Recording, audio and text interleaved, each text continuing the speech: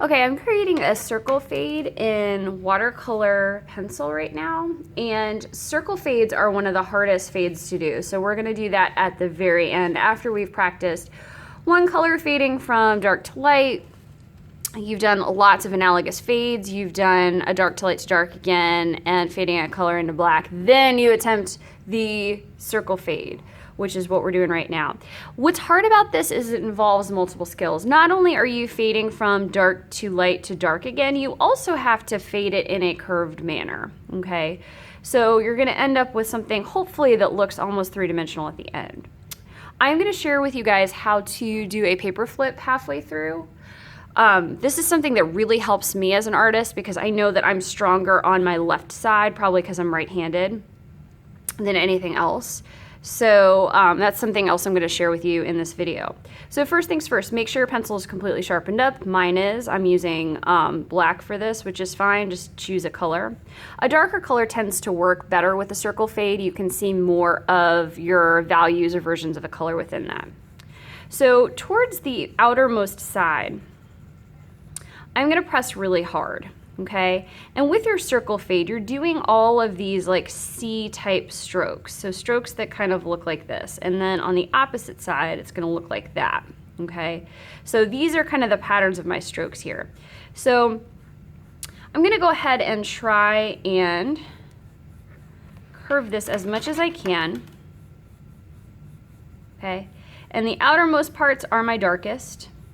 And as I go across my shape here, gotta let up my pressure so that in the middle, my strokes are almost straight up and down, but it's also significantly lighter. So I'm gonna do that one more time.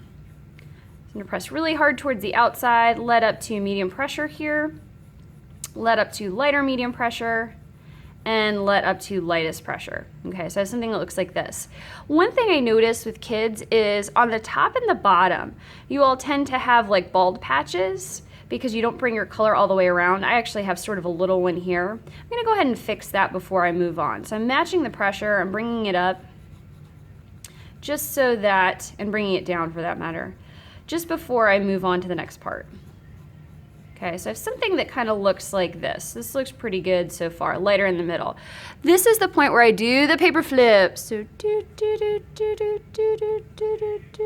okay, and I'm gonna do literally the same thing I just did on this side. This is so much easier than me going the opposite way. It's like my hand doesn't want to go that way, I think because I'm right-handed. So I'm gonna do the same thing I literally just did. So on the outermost edges, I have my most curved part of my stroke. I'm gonna press as hard as I can. Okay, I'm also going to try and make my strokes go all the way around if I can. And if I can't, I can fix it later. So as I go across, less curve to my strokes, okay? And then also less pressure. So see how I'm like really light pressure here, and then in the middle I'm almost straight up and down with my like lightest part.